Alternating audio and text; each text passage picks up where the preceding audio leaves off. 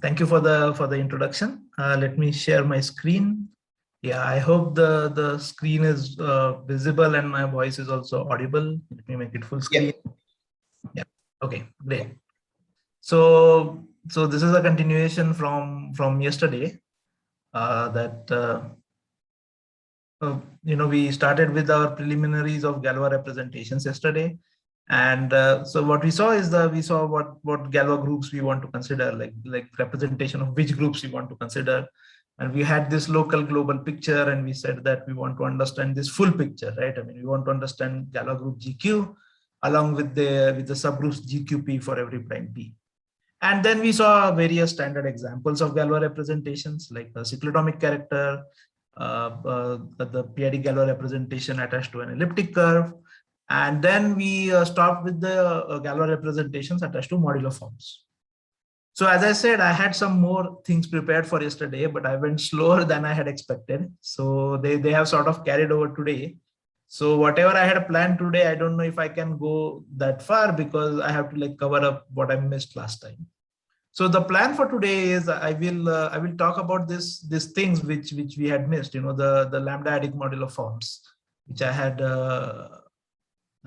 mentioned briefly last time, and then we will go on to Mesus theory of deformations of Galois representations. So that's the plan for today. So we start with lambda-adic modular forms, and then later on we move on to Mesus theory for this deformation of Galois representations. Oh yeah, and before going further, maybe I can say that if people are, if some of the participants, who are new to this area of Galois representations, they want to study more, a very good paper to read would be Swinnerton-Dyer's paper from the Antwerp volumes, the third volume. It's called Elliptic Galois representations and congruences of coefficients of modular forms. It's very nice. He uses Galois representations to talk about these congruences of tau functions, which are classically found by Ramanujan and others. So it's a very nice paper. You don't need much of a background. All you need is Deline's theorem of Galois representations attached to modular forms, and you can. It's a nice read. So I would definitely recommend that for readers, who want to step into the area. It's a very nice paper to read. Very explicit. Okay, so let's begin. So yeah. So we are going to talk about ordinary families of modular forms. So basically, we first introduce lambda-adic modular forms and then talk about ordinary families of modular forms. And Shaunak, just short interruption. There has been a request from the audience to post the paper, or like the name of the paper. I guess you can do it later. Yeah, after the talk, I can just type up the name in the chat. Yeah, sure. Yeah, thanks. Right. So when I say ordinary families of modular forms, so what we'll see, so these are basically the objects, they are sort of interpolating ordinary modular forms. We'll see this in detail later, but it's like an object which will look like a modular form, but it's not a real modular form in the sense that it will actually interpolate various classical modular forms according to their weights. So before getting into the theory, so the main motivation, maybe I should say that the main motivation behind introducing this is that till last lecture we were looking at Galois representations. They were taking values in ZP or a finite extension of ZP and so on, right? Or over QP bar and so on. So you were really in the familiar territory. But this will give us some examples of Galois representations which are taking values over a ring, or a ring which is not ZP. It's like a power series ring or ZP or something like that, or a finite extension of that. So that is something that we haven't really seen till now. But this will be like representation which are so-called big representations. They will be in a bigger rings, and they are also of arithmetic interest. So that is the motivation behind introducing all this. Okay, so let's start with some setup. So let P be an odd prime, and lambda be the power series ring in one variable over ZP. It is sometimes called Iwasawa algebra as well. So this is just the ring of all power series whose coefficients are in ZP. Where I'm taking P to be odd just to simplify things. Whatever I'm saying is also true for P is equal to 2. But just to simplify things, I'm assuming P to be odd, but it does not have to be odd. That's something that I want to stress. So there is so we begin with this first observation that there is a unique continuous character psi from 1 plus PZP to lambda star, which sends 1 plus P to 1 plus T. So as you know, 1 plus PZP is isomorphic to ZP as a group, and 1 plus P is a topological generator, which means that the subgroup generated by 1 plus P is dense in 1 plus PZP. So because of that, there is a unique continuous character psi from 1 plus PZP to lambda star, which is sending 1 plus P to 1 plus T. Now, using this character, we can construct a character of our Galois group taking values in lambda star. So, right. So let's do that. So let Q infinity be the extension of Q obtained by attaching all P power roots of unity. So when I say all P power roots of unity, that means that you are attaching all zeta P power n, such that zeta P power n is a P power nth root of unity. So you're attaching all P power nth roots of unity for all n. So it's an infinite extension. Okay. So we call it Q infinity. So Q infinity is the extension of Q, which is obtained by attaching all P power roots of unity. Now, by Kronecker-Weber theorem, we know that the Galois group is isomorphic to ZP star. So this is first of all clearly a Galois extension, because all these Q attached with zeta P power n, they are all Galois extensions, and Q infinity is made up of them. So it is Galois over Q, and the Galois group is isomorphic to ZP star. Now, as we all know, ZP star is just Z mod P power, Z modulo P minus 1 times ZP. You have, and so you can go modulo this Z modulo P minus 1, and you get an extension whose Galois group over Q is ZP. So we call it Q-psych or Q-seq. So Q-seq is the unique sub-extension of Q infinity, such that Galois of Q-seq over Q is ZP. So this is called the cyclotomic ZP extensions. I mean, many people will be familiar with this notation and this convention. Okay, so because we know that ZP is isomorphic to 1 plus PZP, right? You have this you have this periodic exponential map, or you can take this periodic logarithm from 1 plus PZP to ZP, but the upshot is that ZP is isomorphic to 1 plus PZP. So we have ZP is isomorphic to 1 plus PZP, which means that the Galois group of Q-seq over Q is isomorphic to 1 plus PZP. So you have this character psi from 1 plus PZP to lambda star. So you can compose it to get a character from Galois Q-seq over Q to lambda star. And then, because Galois Q-seq over Q is a quotient of GQ, the absolute Galois group of Q, you get a character from GQ to lambda star, which is just composing this quotient map with the character psi that we had constructed. So this way, basically, what you're getting is a continuous character, which you call chi-seq, from GQ to lambda star. Okay, this is just all very, you can say it's all very basic and standard. It's how the things, we are just setting up things here. Okay, now for an integer k greater than or equal to 1 and a P power root of unity is zeta, so that means zeta power P power k is 1 for some P power k.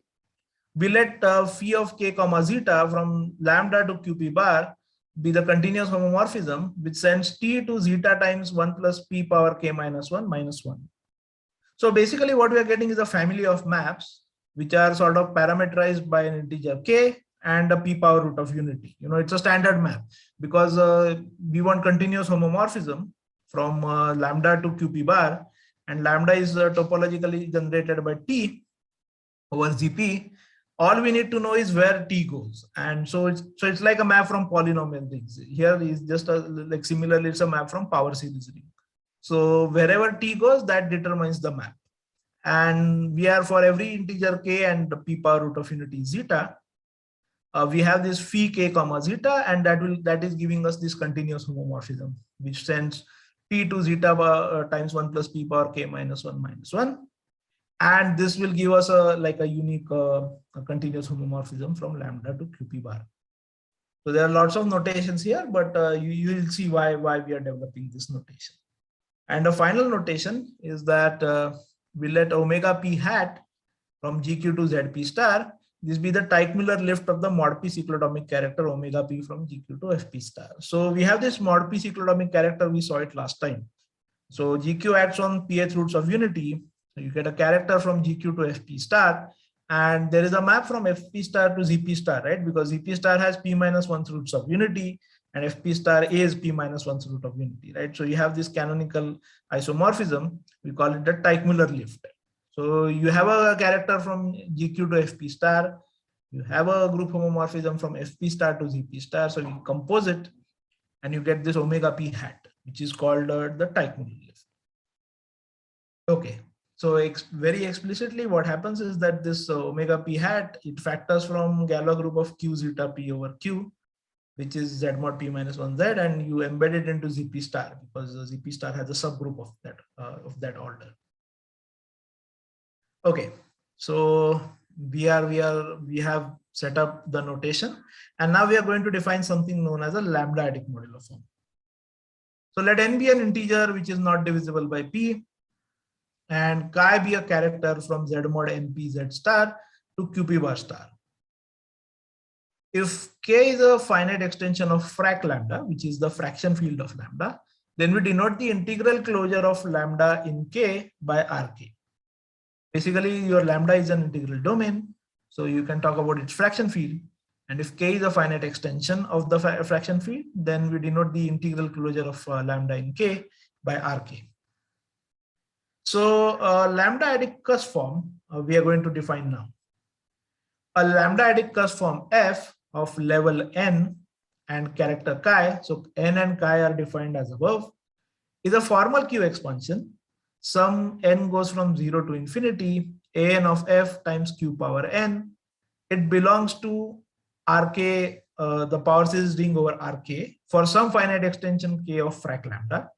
So basically what we are saying is that a lambda-adic cusp form of level n and character chi is just a power series to begin with. A power series whose coefficients are in some finite extension in the integral closure of lambda in some finite extension of its fraction field. Okay, in some, we are not specifying which, we are saying that it is in some integral closure in some finite extension. Okay, but it's a power series. There are lots of such power series and lots of such extension. What is so special about this? So now that's what we'll say, and that will also make it clear what we mean by level n and character chi. So this power series is special in the sense that it satisfies the following property. For every integer k greater than 1 and every p power root of unity is zeta, this is something that we just had introduced in the last slide. If phi from r to qp bar is a specialization which extends the specialization phi k comma zeta. So for every integer k and every p power root of unity zeta, we had this map phi k comma zeta, right, on the last slide, which took lambda to qp bar, which took t to zeta times 1 plus p power k minus 1 minus 1. There was this unique homomorphism. So we just call such, we call them specialization because t is taking a specific value. Because your rk, okay, sorry, there is a typo here. This r should be actually rk. I will correct it later.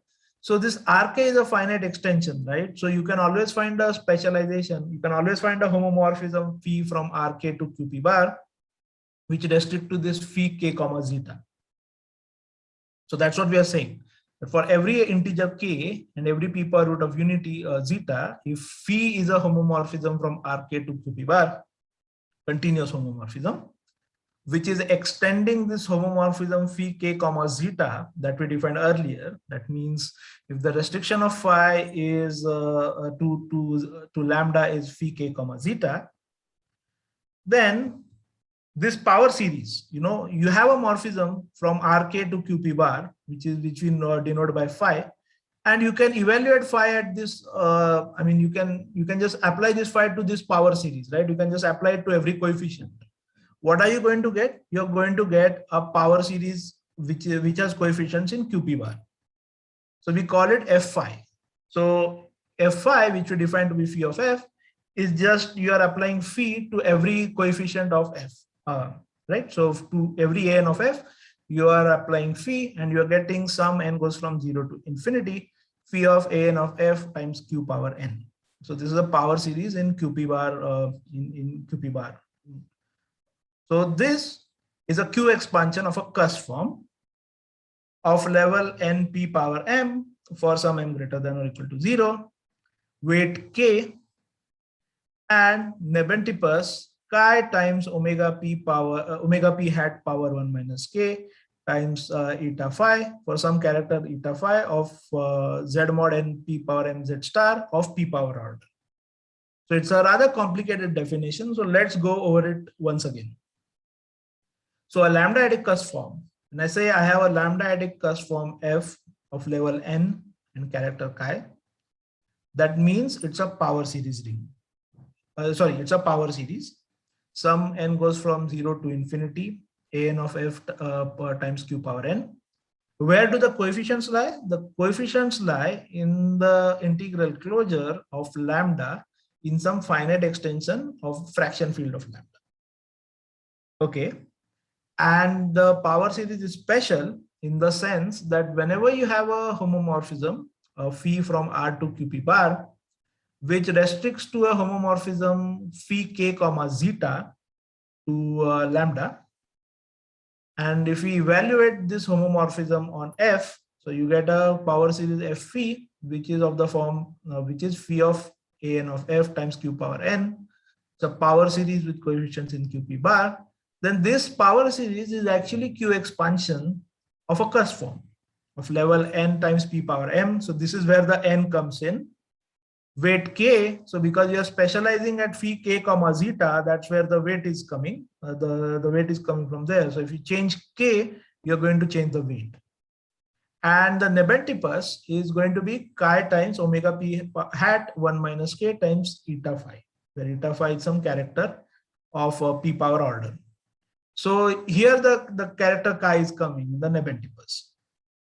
So if this is happening for every specialization, then we say that the power series we started with is a lambda-adic cusp form F of level n and character chi. So you see, it's like it is sort of encoding like a information about a lot of cusp forms together. Right, so it's a power series ring, and it has this powerful information that whenever you specialize, given a specific map, you can just specialize it to that, and you get a cusp form of given of level and Nebentipus and weight that we can cook up. So it's like you can. That's why we call it like a family of modular forms. You can really think of it like a family. It's not just like a single modular form. It's sort of, it is like encoding all the information that you get from various modular forms. You are taking all these F5s and you are combining them kind of to cook up this one single lambda-adic cusp form, so that you have it, what you can say, so that it encodes all the information. So this is the definition of lambda-adic cusp forms. Okay. So it's, as I said, it's a complicated definition. You will see it again in Mahesh's lectures. So, but it's good that you see, you have seen it here. So I hope the definition is clear. As I said, it's a bit complicated, but you should think of it as like you're combining all these F5s together to get this lambda-adic cusp form. Okay. Now, it is easy to see that this lambda-adic cusp forms of level n and chi, they form a lambda module, because you can add two lambda-adic cusp forms and you can verify that that also gives you a lambda-adic cusp form of level n and character chi.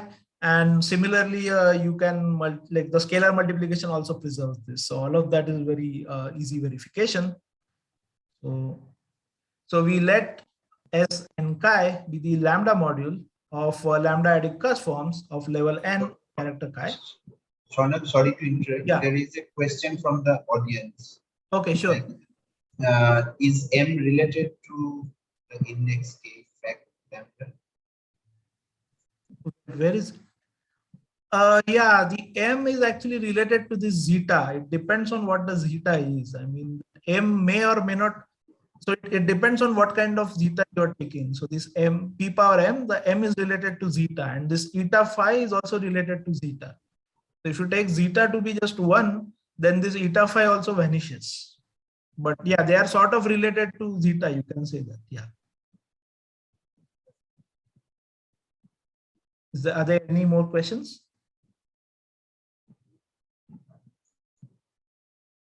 That's fine. Okay. Okay, so let's continue. As I was saying that this the lambda-adic cusp forms, they form a module over lambda. So we let Sn comma chi be the lambda module of lambda-adic cusp forms of level n and character chi. So it turns out that this is actually a finite module over lambda, finitely generated free module over lambda. And it also has action of Hecke operators TL for primes L not dividing n p, UQ for primes Q dividing n, and UP. So basically, you know how these Hecke operators acts on Q expansions of your usual modular forms. You can give the same action on Q expansions for this lambda-adic cusp forms. And because, you know, all you need to check is that what you get after applying Hecke operators, it is also giving you modular forms on each specialization. But because the effect on Q expansion is the same, if you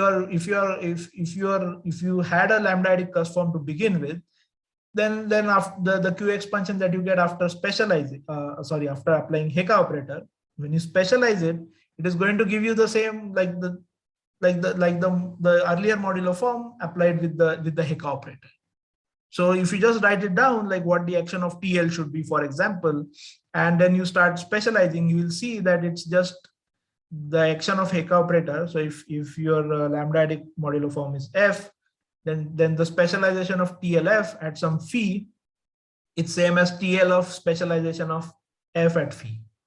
So it's like you can say that specialization and the action of Hecke operator sort of commutes, and it's easy to verify that you do have an action of Hecke operators. You know, it's just a matter of writing it down, and basically you give the action of Hecke operators the same way you give it on the Q expansions of modular forms. And then it is easy to verify that once you apply them, you still get a lambda-adic cusp form. Okay, and let E be this projector, ordinary projector, which is limit n goes to infinity UP power n factorial, and let S circ n comma chi be E times Sn comma chi. So this is just the ordinary projector. Basically, what it does is that it keeps the part where UP is acting invertibly, and it kills the part where it is acting non-invertibly. You know, because suppose UP is acting by some element which is not a unit. When you take this limit, that limit is going to vanish, right? Because the valuation of that action is going to sort of keep on increasing, and ultimately it will go to 0. So this ordinary projector is sort of keeping the part that on which UP is acting invertibly and killing the rest. So you can just think of S circ n comma chi to be this to be the submod, like the part of Sn comma chi on which UP is acting invertibly. And let T be the Hecke algebra, which is generated by these Hecke operators TL, UQ, and UP acting on this S circ n comma chi over lambda. All right, so we have now like the space of lambda-adic modular forms, and we have this Hecke algebra. And let P be a minimal prime of this Hecke algebra, then T mod P, it becomes a finite extension of lambda. So this Hecke algebra actually turns out to be finite and flat over lambda. And this T mod P, it will be a finite extension. Because of that, T mod P will be a finite extension of lambda. And it corresponds to an ordinary lambda-adic cusp form Fp, which is an eigenform for all the Hecke operators. And such an eigenform is called a cuspidal Hida eigenfamily. So basically what is happening here is that a minimal prime, you know, it's like you have a Hecke algebra, let's say acting on some weight K modular forms, classical modular forms. then the minimal prime will correspond to some classical modular form of weight k. And this is something which is similar. Like you have this T, and it can be proven, okay, it's not trivial, that this T is finite and flat over ZP over lambda. So when you take a minimal prime, you're going to get, like, it will correspond to some eigenform, correspond to some lambda-adic cusp form, which is an eigenform for all Hicke operators. And such an eigenform is called a cuspidal Hida eigenfamily. So basically, because it's an eigenform, all these specializations are going to give you classical eigenforms that you know. So it is made up, like this lambda-adic eigenform will be made up of like classical eigenforms, and they will be ordinary as well, because our T is on this ordinary thing, right? So the T is acting on the ordinary part. So all these lambda-adic cusp forms are going to be ordinary in the sense that the UP eigenvalue is going to be a unit. Okay, so think about this ordinary eigenform that we introduced last time when we said that F is ordinary if TP or UP eigenvalue is a unit, and this is the lambda-adic analog of that. So the lambda-adic cusp form is made up of like classical ordinary eigenforms, and lambda, like an ordinary lambda-adic cusp eigenform is made up of classical ordinary eigenforms. Okay. And for every L not dividing NP, we denote the TL eigenvalue of FP by ALFP and denote the UP eigenvalue of FP by APFP. Okay, so lots of notation. And why do we do this? Because like in the classical case, you can also attach a Galois representation to ordinary lambda-adic eigenforms. And that's our next theorem, which is due to Hida and Wiles, that let P be a minimal prime of T, let LP be the fraction field of T modulo P, let S be the set of primes Q such that Q divides N, and you also include P and infinity. Then there exists an odd and irreducible Galois representation rho P from GQS to GL to LP, such that the determinant of rho P is chi times kappa cyclotomic, kappa sig. This is the character we constructed on the first slide. Chi corresponds to the one that we fixed. For all primes L not dividing NP, trace rho P of Froebel is AL of FP. So this should remind you of the Galois representation attached to classical modular forms. And rho P restricted to GQP is upper triangular. You can write it as eta 1 star 0 eta 2, where eta 2 is an unramified character of GQP, such that eta 2 of Fro P is AP of FP. So this should remind you of this theorem of Hida and Wiles that we called yesterday, on the ordinary eigenform. When you have a normal, like a classical eigenform which is ordinary, the Galois representation restricted to GQP looks exactly like this, and the bottom character is unramified, and the value of the bottom character at Fro P is the UP or UP eigenvalue or the PID unit root of the characteristic polynomial of TP. So here also it is the same thing. You're seeing something which is exactly the same. More generally, so this was just for one prime. More generally, what you can do is you can take L to be the total fraction field of T. A total fraction field means you're just inverting all the non-zero divisors, or what you're doing is you're taking the product of fraction fields of T modulo the minimal primes. You take all the minimal primes, you go modulo each one, you get one fraction field each, you take their product, that is the total fraction field. So if L is the total fraction field of T, then there exists an odd irreducible Galois representation, rho from GQS to GL2 of L, which has similar properties in the sense that determinant of rho is again kappa times chi sig, and for all primes L not dividing NP, the trace rho of Froebel is now TL. Here there was a AL eigen, like when you fixed one prime, the trace was like AL of FP, right? The TL eigenvalue of FP. But here it's going to be TL because you're sort of combining all those representations together.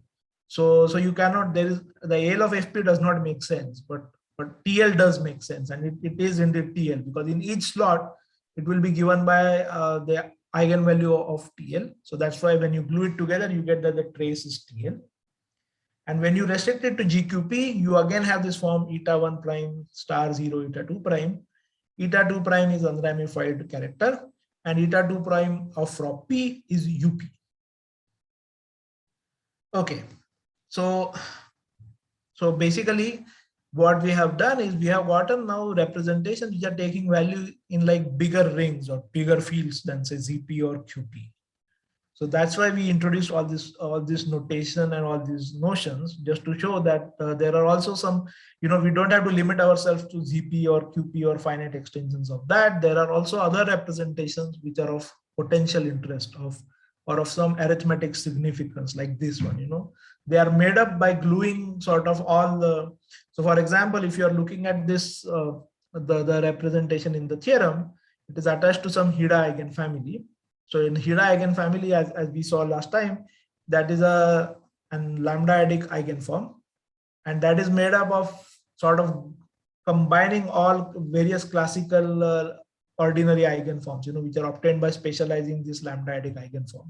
So this representation also sort of combines the representation attached to all these eigenforms, all these ordinary eigenforms, and sort of gives us a nice representation over a bigger field.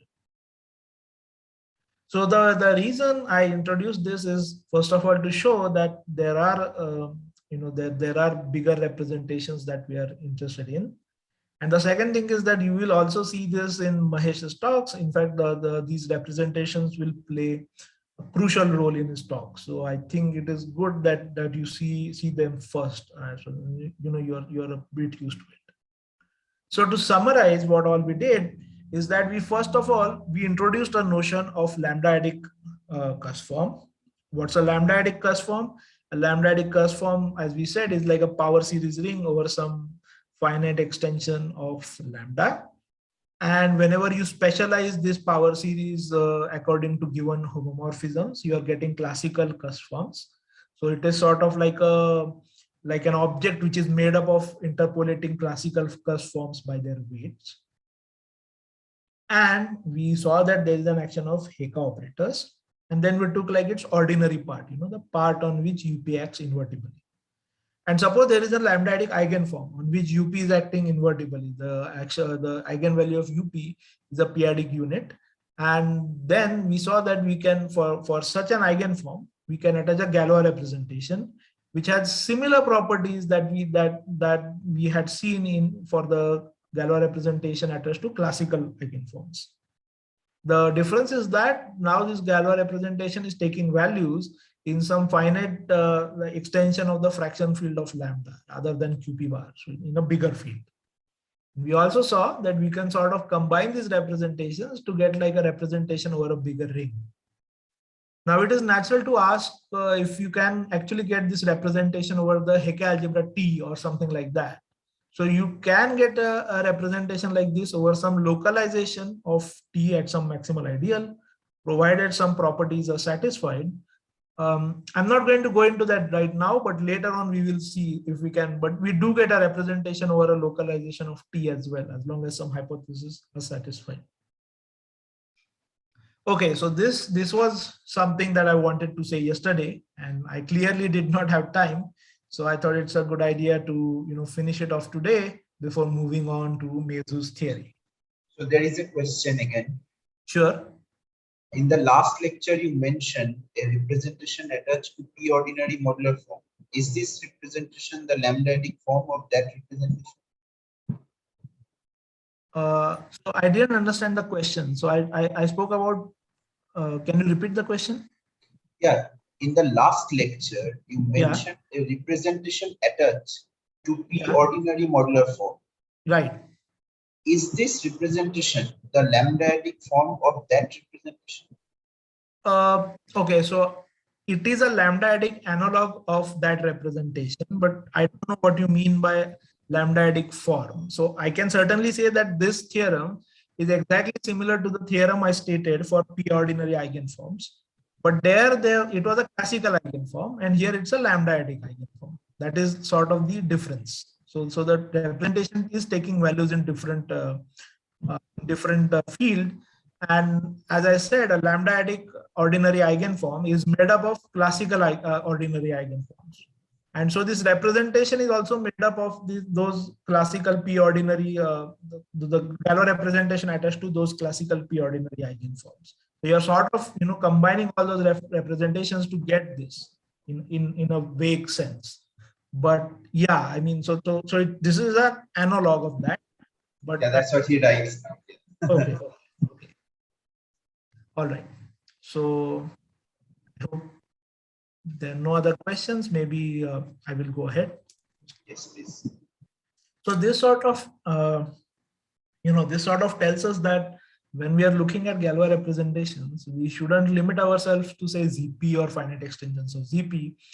We should look beyond, and we should try to what you can say. You should try to look at Galois representations which are defined over bigger rings also, general rings also, because it might be beneficial. And that is sort of the theme of Mesus' theory of Galois deformations, which we will now start.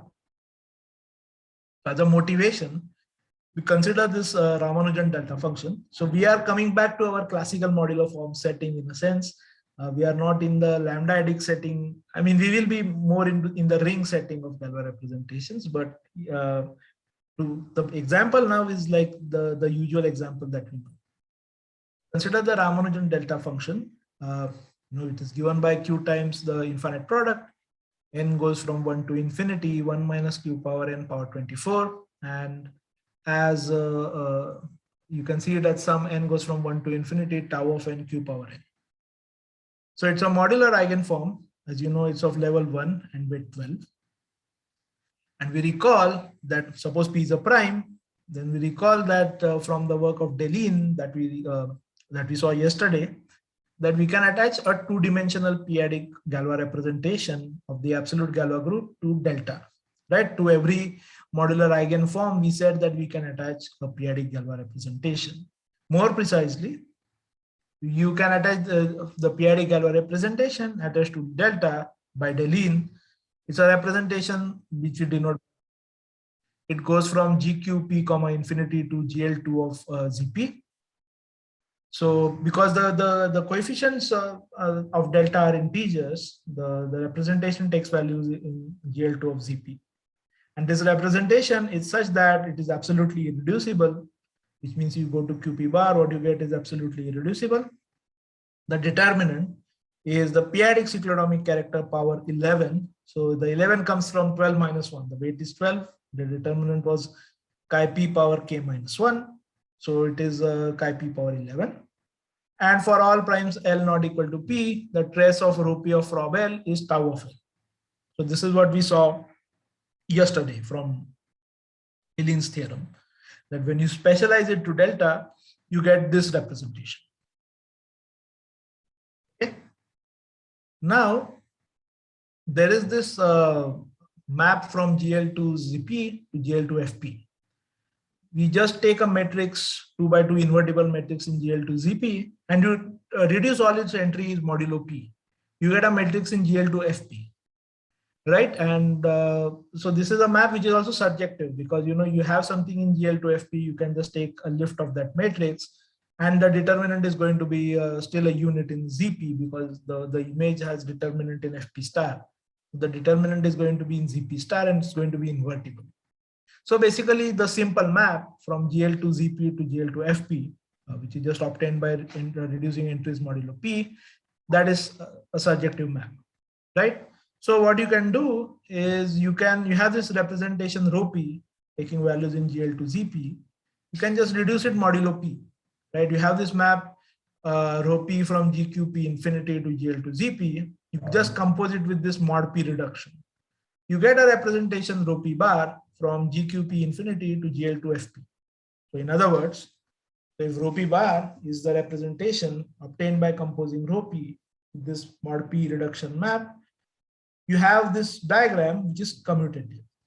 So you go from GQP infinity to GL to ZP, then you go modulo P, that is same as taking rho P bar. So, I mean, you can say that rho P is actually a lift of rho P bar. You know what? This is like a tautological statement, because we started with rho P, we reduced modulo P, we got rho P bar. But had we just given rho P bar initially, We know that there is a rho p, which is sort of a lift, right? It is lifting this rho p bar from GL to FP to GL to ZP. So that's why we can call that rho p is a lift of this rho p bar. Okay. So this gives rise to a lot of questions. So, first natural question is, can we describe all the lifts of rho p bar to ZP? So we started with some rho p and we got rho p bar, but are there other lifts? Can there be some other representation, say rho prime, such that this diagram will commute if I replace rho p by rho prime? It's a very, very natural question. Suppose I say that, okay, I have some magic trick and I can describe all the lifts of rho p bar to GL to ZP. I can tell you what all representations will lift rho p bar. What are all the representations so that this diagram sort of commutes. So now this rho p is a bit special, right? Because this rho p is attached to a modular form, like a modular eigenform. And I'm telling you that I can find all the lifts of rho p bar to ZP. So the next question that you can ask is, okay, if you can describe all the lifts, which of these lifts are arising from modular form? Like rho p. Because that's the next question you want to ask. We want to know which of these lifts are special, which of these lifts have some arithmetic meaning. And if I say that, okay, I don't know, but I can say for sure that not all lifts are coming from a modular form, then the next question you can ask is, okay, fine. You're saying that all lifts are not coming from modular forms, but is there an arithmetic object so that every lift is arising from that? Like we can attach Galois representations to modular forms. Maybe there are some other arithmetic objects to which you can attach Galois representations. The natural question is that, is every lift arising from some such object? It doesn't have to be modular form. It could be something else. So these are like the three basic questions that you can ask, right? Given this setup, like we started with rho p, we reduced it modulo p. Now we have this rho p bar, and we now purely just view rho p bar and look at what are all its lifts to ZP. Now, there's nothing special about this rho p bar, right? I mean, we had some examples, so we are just playing with it, and that's why we started with rho p bar. All these questions make sense if you are just starting with some rho p bar, which has nothing to do with rho p, right? You can just start with some representation, GQP infinity to GL to FP, and just ask if I can describe all its lifts to ZP, which of these lifts are arising from modular forms, if there is some other arithmetic object from which these lifts are arising, and so on. So basically, there is not, what you can say is that the rho p bar is not special. You can ask this question for any representation. But then, why restrict ourselves to GL to FP? Why not go to GL to F for some finite field?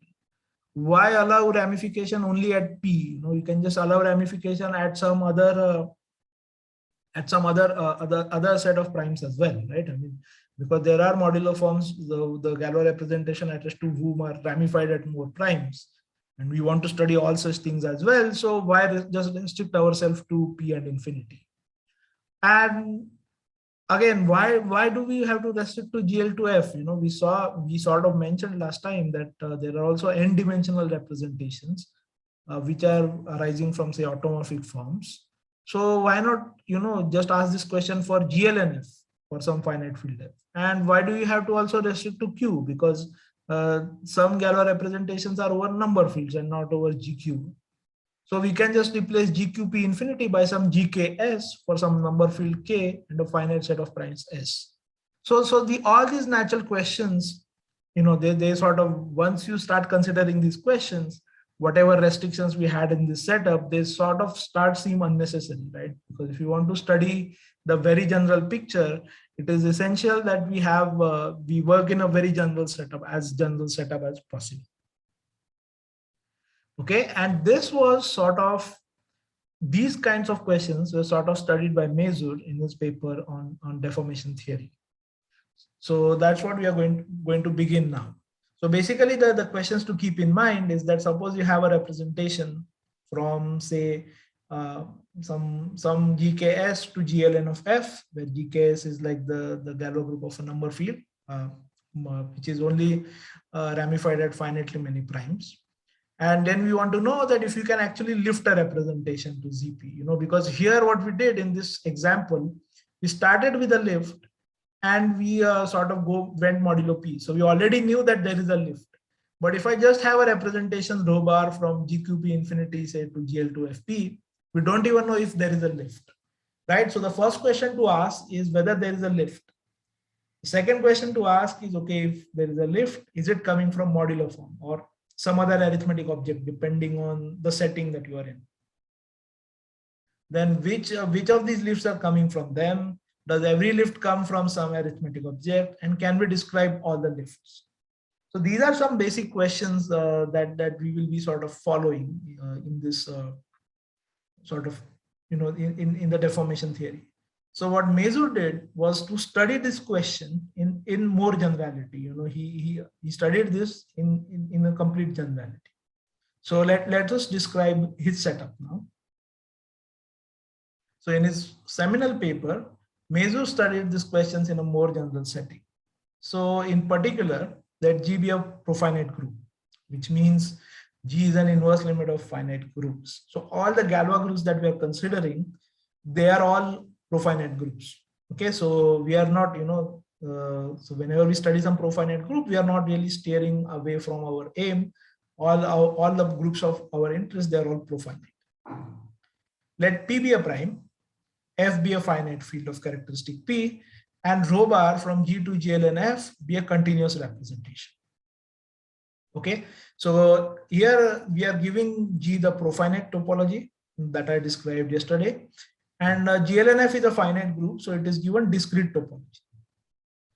And let W of F be the ring of bit vectors of F. What do I mean by that? So W of F is the ring of integers of the finite unramified extension of QP, whose residue field is F. So basically, whenever your F is a finite extension of FP, so there is a unique finite unramified extension of QP, whose residue field is F, and the ring of integers of that extension is W of F. So if you are not comfortable with this language, just assume F is FP, in which case W of F becomes ZP. That's the simplest example. So you can just keep this in your mind if you are not comfortable with the ring of bit vectors and so on. Okay. Now let R be a complete Noetherian local W of F algebra with residue field F. We are going to call it CNL WF algebra in short. So CNL is complete Noetherian local. So this seems like a big words, but what it means is that R is just a quotient of a power series ring over W of F.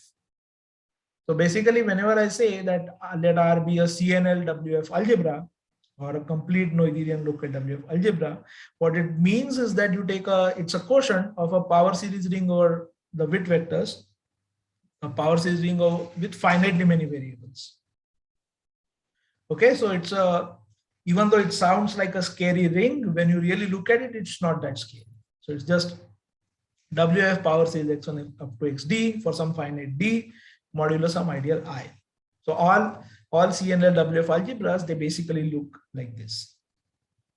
So this is the setup I'm recalling. And now I'll tell the question that Mesus studied in this sort of, you can say, in this setup.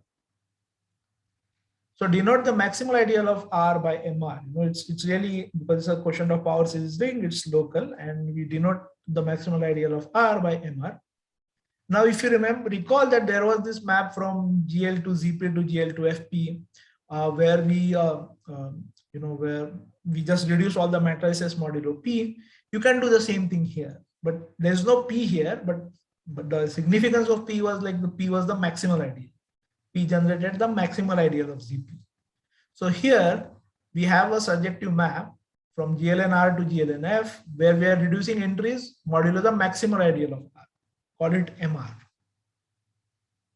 So this is again a surjective map, by the same logic. So this is exactly the setup we had, this GL to ZP to GL to FP, and we are just reducing modulo P. We are doing the same here, except that we are going modulo the maximal ideal.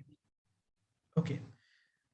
Now there what we had was we started with a rho P and we reduced it modulo P to get rho P bar. Here there is no rho P to begin with. There is just a rho P bar or rho bar, as we said. There is just a representation from G to GL and F.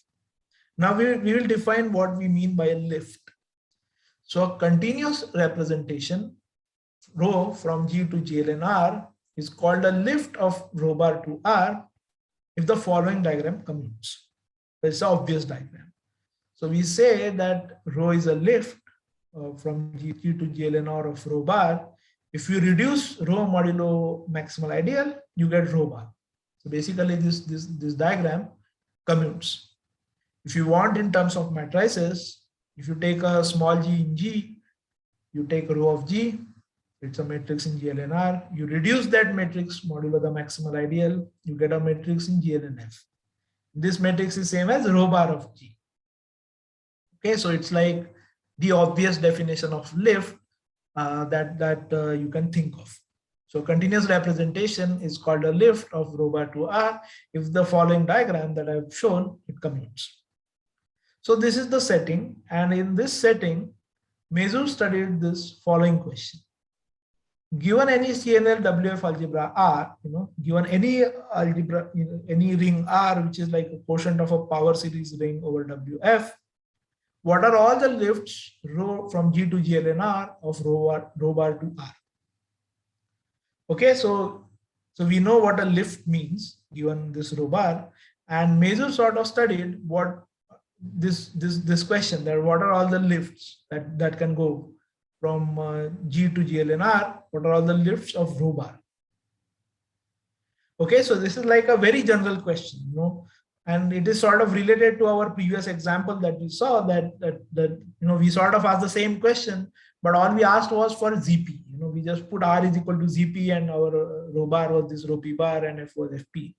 But here it is in more general case, right? We are talking about any profinite group, any n-dimensional representation, and any CNL WF algebra R. So in that setting, we are asking what are the representation, what are the lifts to ZP, what are the lifts to ZP power series ring T, and so on. So it's like a really big, you can say it's a really big setup in a sense. So this is the basic question that Mesus studied. And what he did was, rather than choosing a ring and studying all the lifts to the ring, he used a different approach. What he did was he studied all the lifts together rather than studying them one by one. What he did was, without fixing any R or anything, he studied all such lifts to all such R's together. He took a functorial sort of point of view, which we will now describe. So I am a bit ahead of the halfway mark. Maybe if anyone has any questions, maybe this is a good time to ask.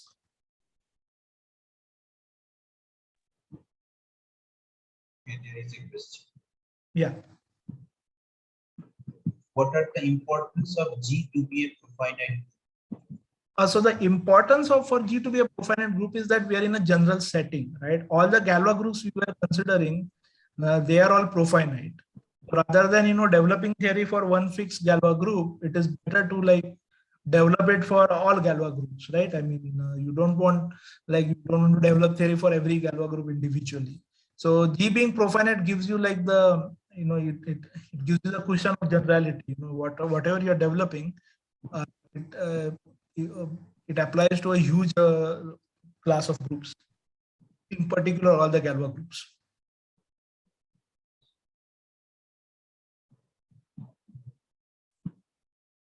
Yeah, I guess that's it.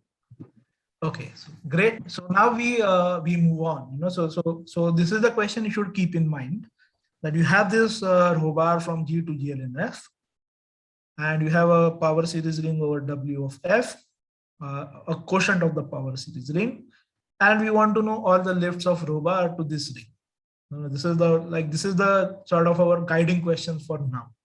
This is what we would like to have. You can say this is our dream. Before moving further, there is a small condition I want to discuss briefly, because this condition is sort of used in Mesus' work. Because if this condition is not satisfied, what you get is not Noetherian. So let's talk about this condition very briefly. So it's a finiteness condition. We denote it by phi p. So we say that a profinite group G, it satisfies this finite condition phi p if for every open subgroup H in G of finite index, there are only finite number of continuous homomorphisms from H to FP. So this is sort of like the finiteness condition that we would like to put on our profinite group. I will say later why we need this. This is mainly needed for some Noetherianness condition, which will come later. So we say that the profinite group G satisfies this finiteness condition phi p if for every open subgroup H of G of finite index, there are only finite number of continuous homomorphisms from H to FP. So, okay, this is the condition, but is it satisfied by some groups or at least some Galois groups which we are interested in? The answer is yes. So the very first example is that if L is a prime, K is a finite extension of QL, then by local class field theory, GK satisfies the condition phi p. Yeah, so it's like it is something that you can just verify very easily that if you have any open subgroup H of finite index, then it is going to be a Galois group of some finite extension of K. And then by local class field theory, we know what are all its continuous homomorphisms from H to FP. We know what the abelianization of GK looks like. And from that, we just get that this group satisfies this condition phi p. Okay, so local fields are covered, but what about number fields? So unfortunately, when you take the absolute Galois group of a number field, it does not satisfy the phi p condition, because there are many finite extensions of degree p of a number field. So the absolute Galois group GK, it does not satisfy this condition, but if we control ramification, then that quotient does satisfy. So if K is a number field, S is a finite set of primes of K, and D is a positive integer, then Hermite-Minkowski theorem is a classical theorem. It states that there are only finitely many extensions F over K of degree D, which are unramified outside S.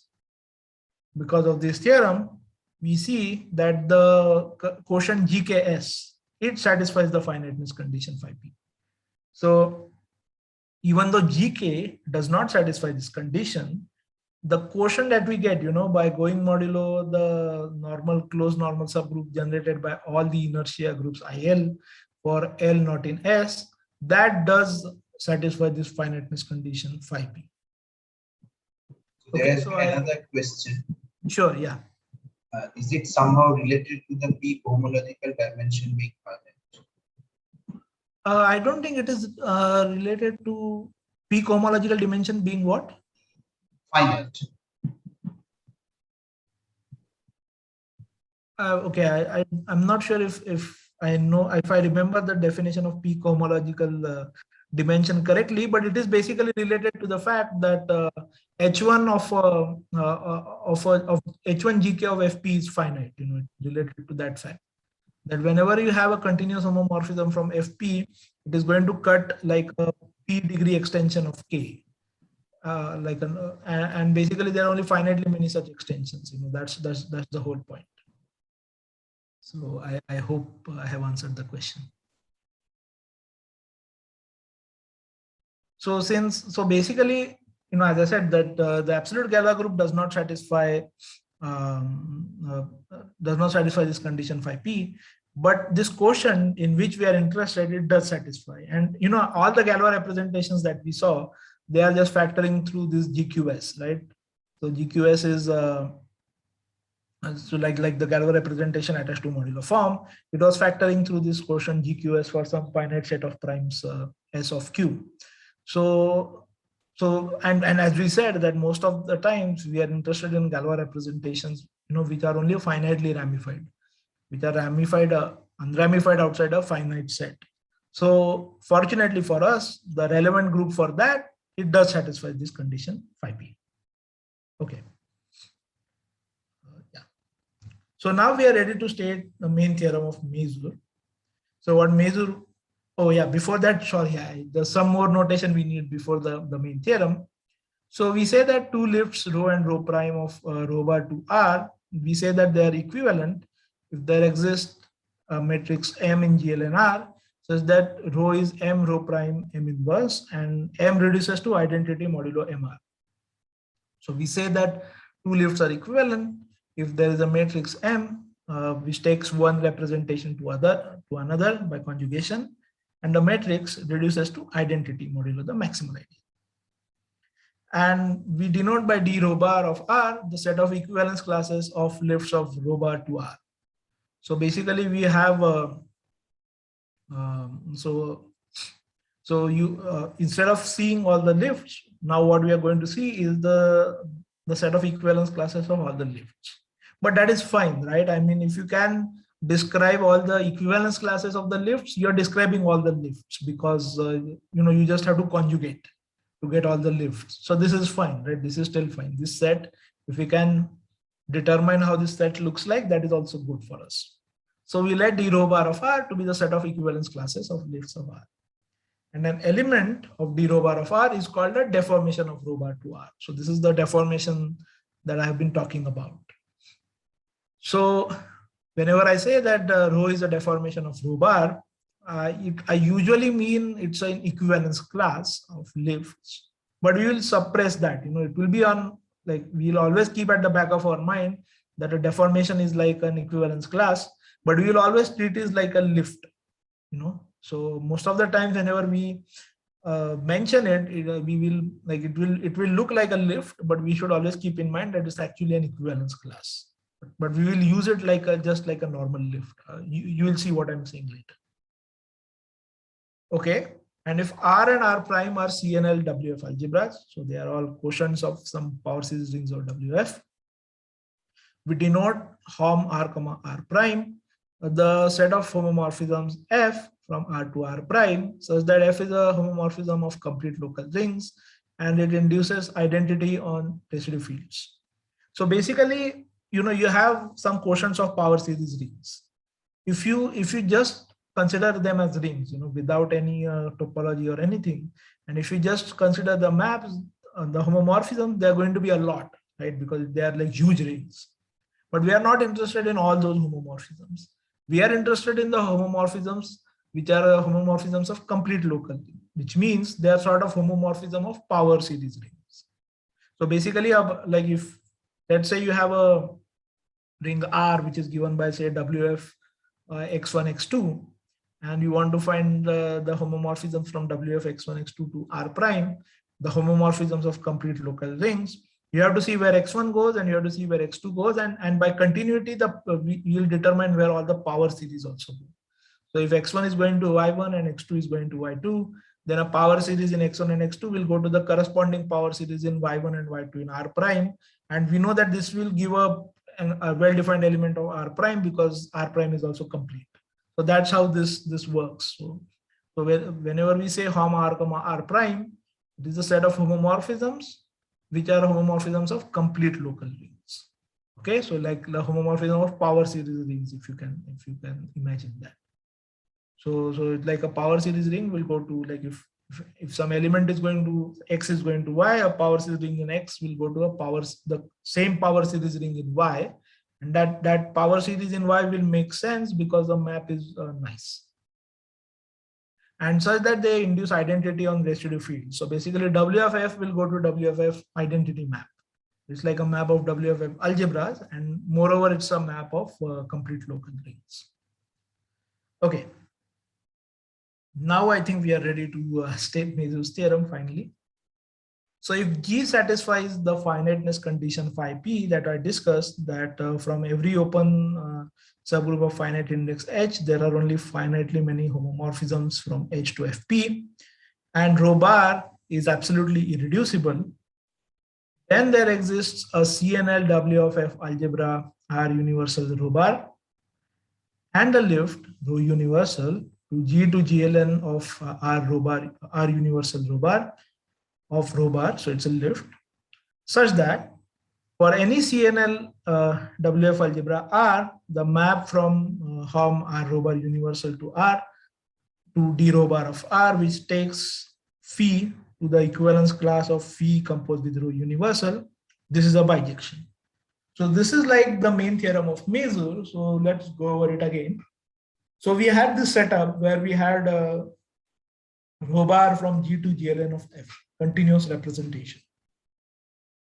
Suppose this rho bar is absolutely irreducible. And suppose G is satisfying this finiteness condition phi p. And our main goal was that suppose I'm given a quotient of a power series ring over the bit vectors. I wanted to find all the lifts of rho to that ring. So what Mesus is saying is that there is a specific or a special CNL WF algebra R rho bar univ. So it's a quotient of some power series over W of F. And there is a special lift, which we call rho univ from G to GLN R univ rho bar. So there are two such things, such that if you want to find any lift to any CNL WF algebra R, all you have to do is take a homomorphism and just compose it with rho univ. And you're going to get a lift. And these are all the lifts that you can get to R. So maybe I should repeat again that so whenever you have a homomorphism R rho bar univ to R, call it phi. And when you compose it with rho univ, you're obviously going to get a lift of rho bar to R, right? That is clear because all the homomorphisms are all nice. They are inducing identity on your residue field.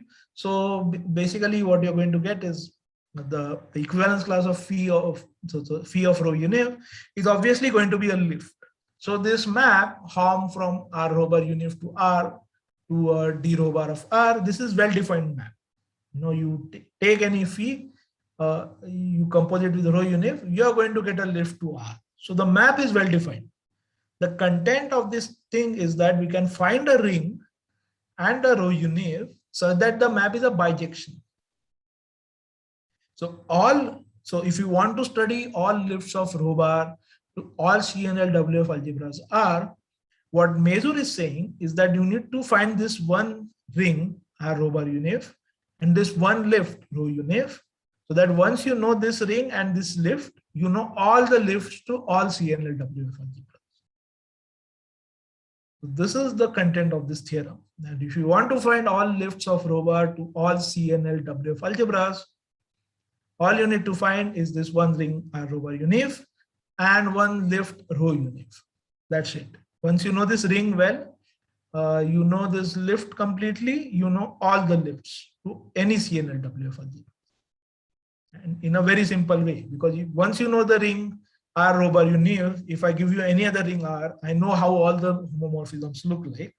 I know how rho univ looks like. Then I can just compose all these homomorphisms with rho univ and I'll get all the lifts. So here we are saying that we get all equivalence classes of lifts, but that means we get all the lifts because then you only need to conjugate. So this is the theorem of Mesus. This is the theorem that he proved, that instead of studying all the lifts individually, all you need to do is find this ring, find this rho univ, and you're done.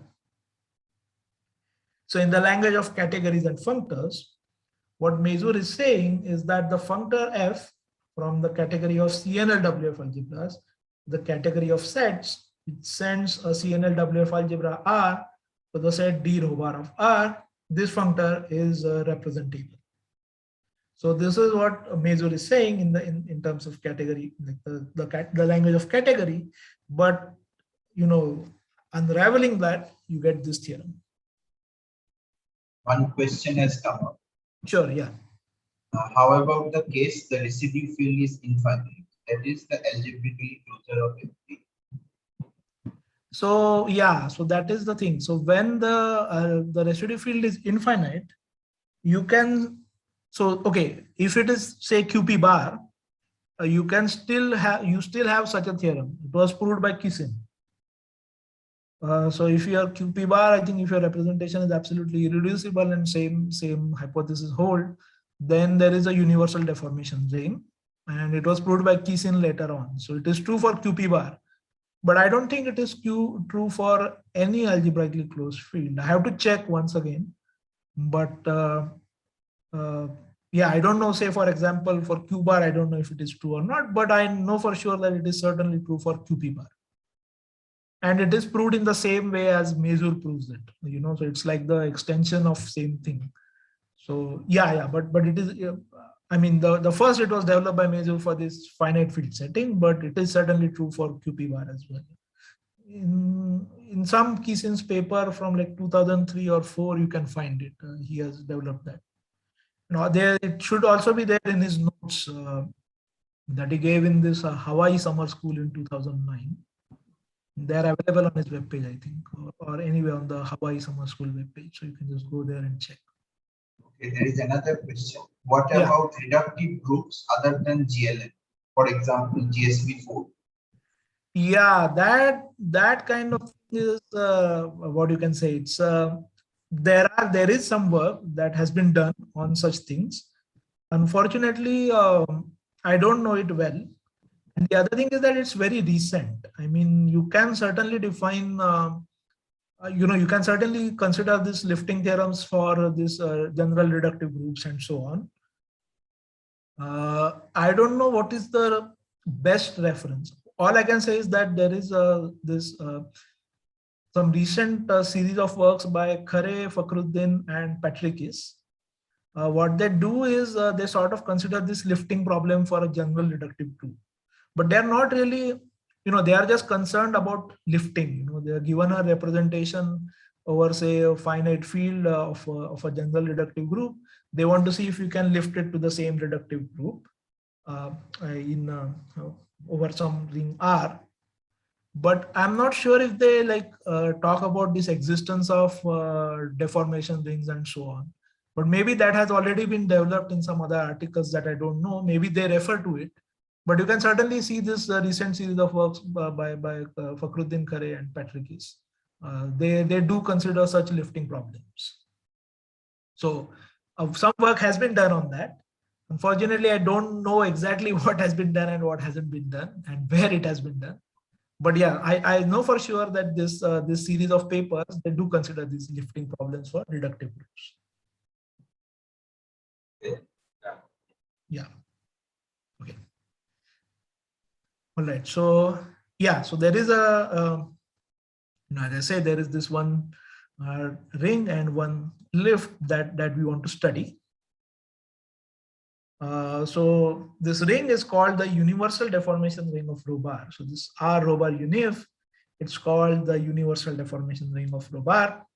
And the equivalence class of rho unif is called the universal deformation of rho bar. And you'll just say that rho unif is the universal deformation. As I say, we sort of treat equivalence classes also as lifts, but in the back of our mind, we should keep that the equivalence class is called the universal deformation. Okay, and Ravi Ramakrishna actually proved Mesus theorem for residual representations whose G endomorphisms are just F.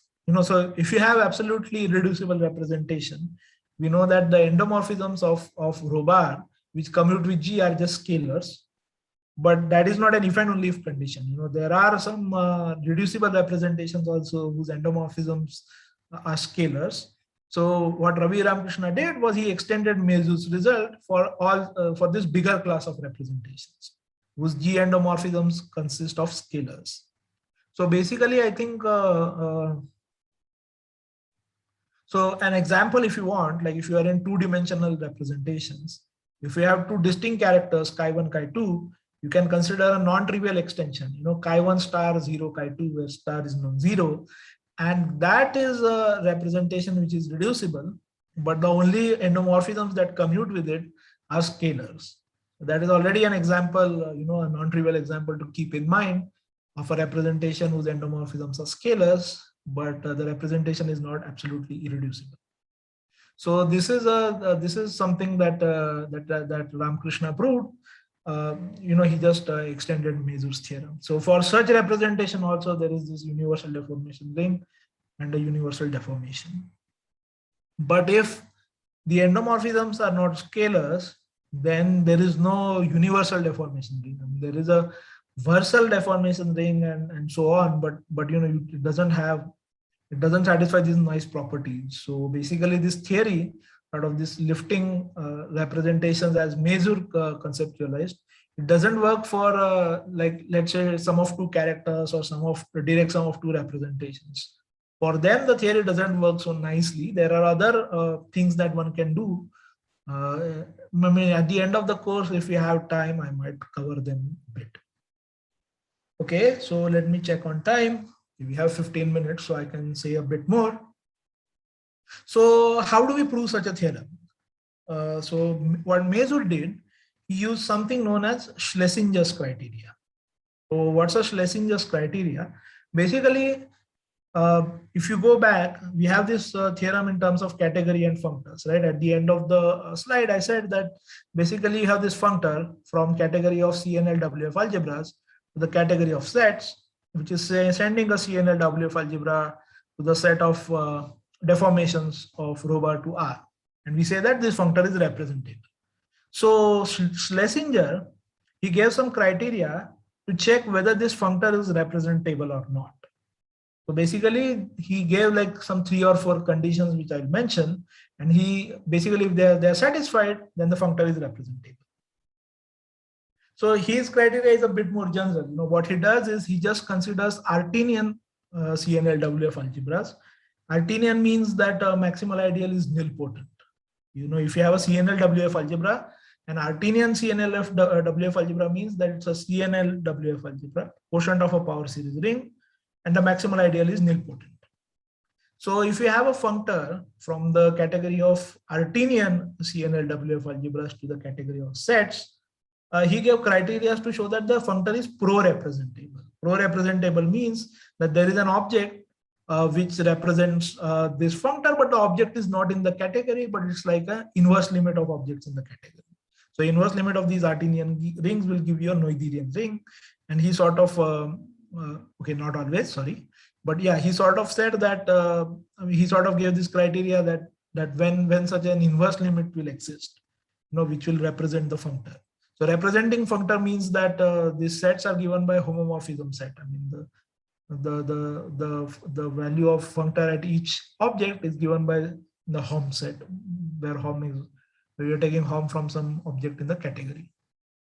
Anyway, so this is Schlesinger's criteria. Basically, all you have to keep in mind is that you have a functor from the category of CNLWF algebras to category of sets, and Schlesinger gave a criteria to check when this, when this functor is representable or when such an object can exist, such R over univ.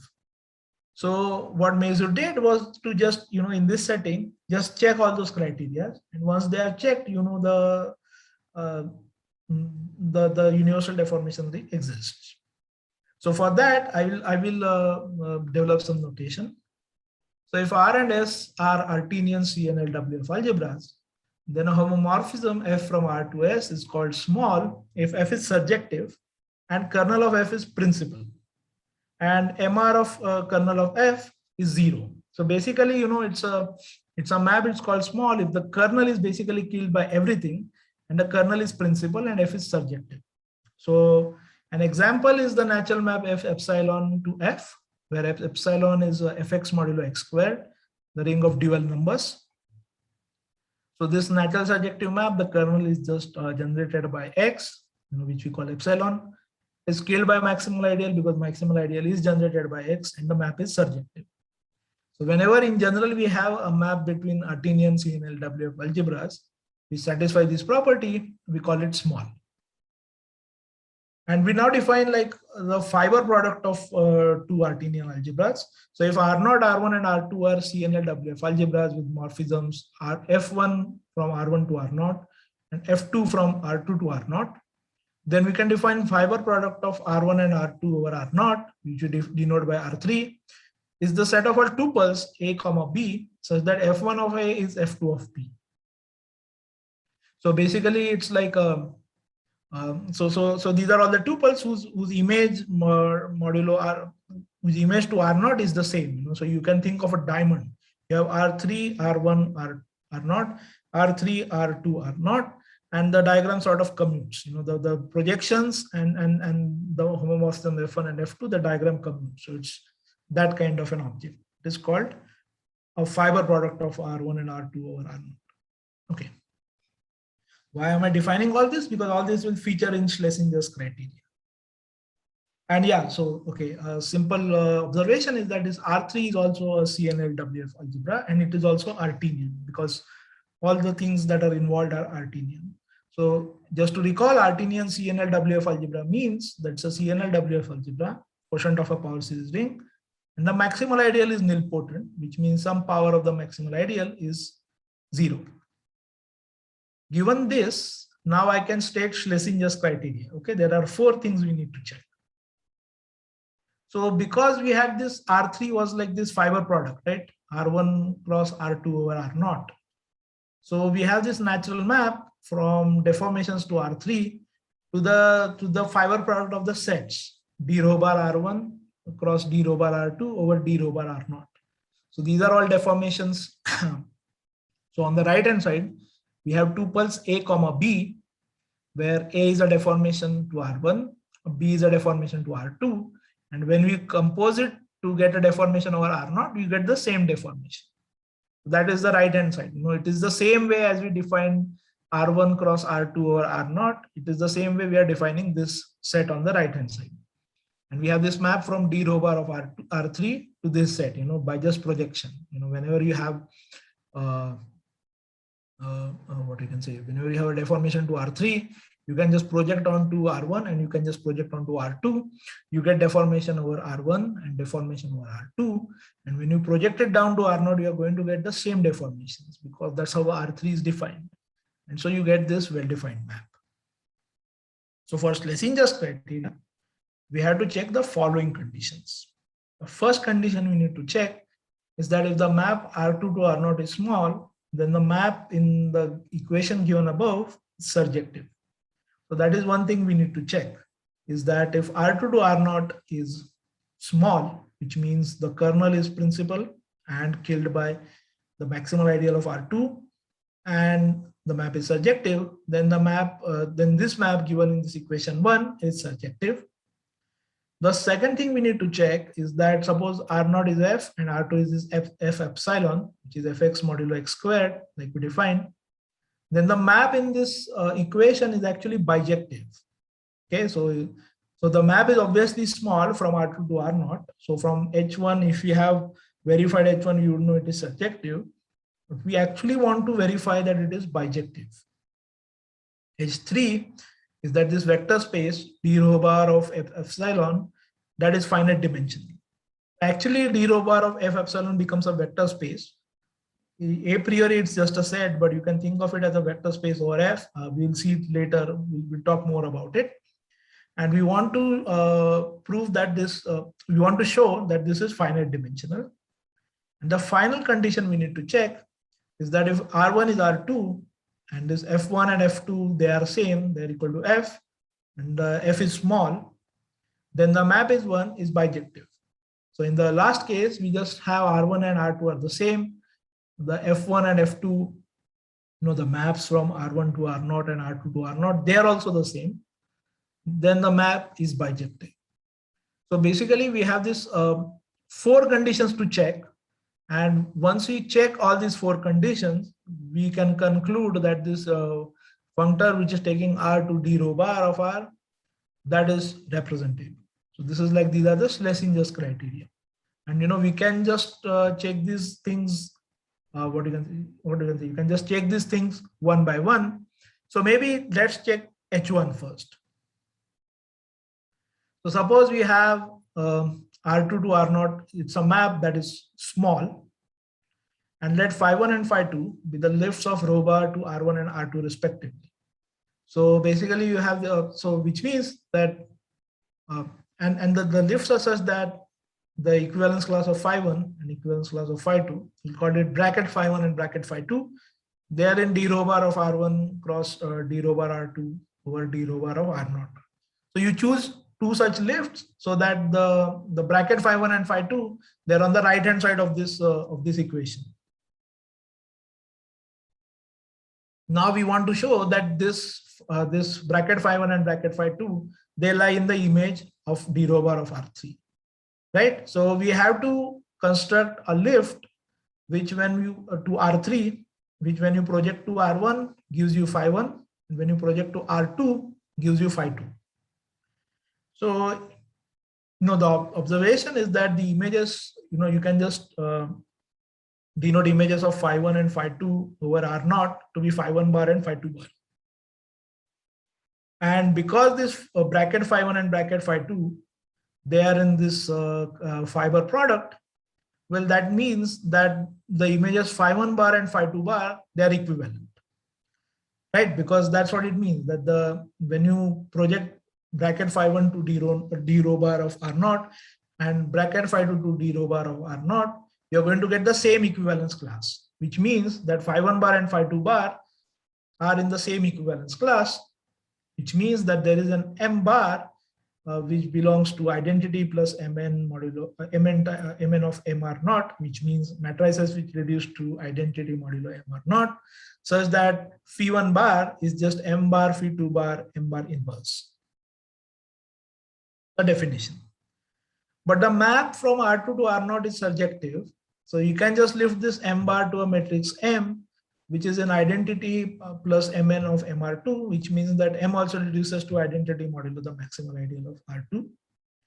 So the image of this map, of this representation M phi to M inverse under the reduction map from GLN R2 to GLN R naught is same as phi 1 bar, right? Because when you reduce this to R naught, you get M bar phi 2 bar M bar inverse, which is same as phi 1 bar, right? So we have phi 1 and we had a phi 2. Their images were in R naught were equivalent. So they were conjugate of each other by a matrix, which is identity modulo the maximal ideal.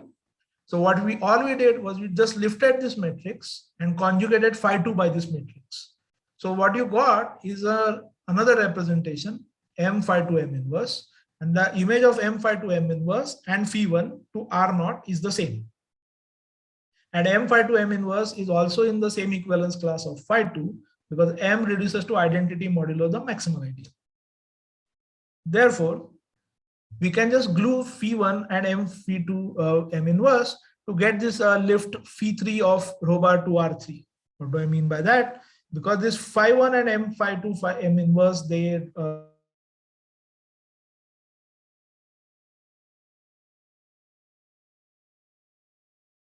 phi 3 is phi G comma M phi 2 G M inverse. So this representation will be well defined if and only if this phi 1 and M phi 2 G phi M inverse, they have the same image in R naught, right? Because that's how this fiber product is defined, right? So that's how we get this. That's how we get this representation phi 3, and because of our previous line that M phi 2 M inverse and phi 1 have the same reduction, that means this phi 3 is indeed well defined. And when you see the image of phi 3 under the map 1, you get this equivalence class bracket phi 1 and comma bracket phi 2, right? Because the projection of phi 3 on first coordinate is phi 1. Projection of phi 3 on the second coordinate is M phi 2 M inverse, whose equivalence class is same as that of phi 2. So this proves the condition H1. We did not even need that the map from R to R naught is small. All we needed was it was injective, it was surjective. So as you can see, it's a fairly straightforward check of this first condition. All you have to do is just play with it a bit and see, see what you want and just play with the equivalence classes and matrices a bit. Okay, now I am out of time.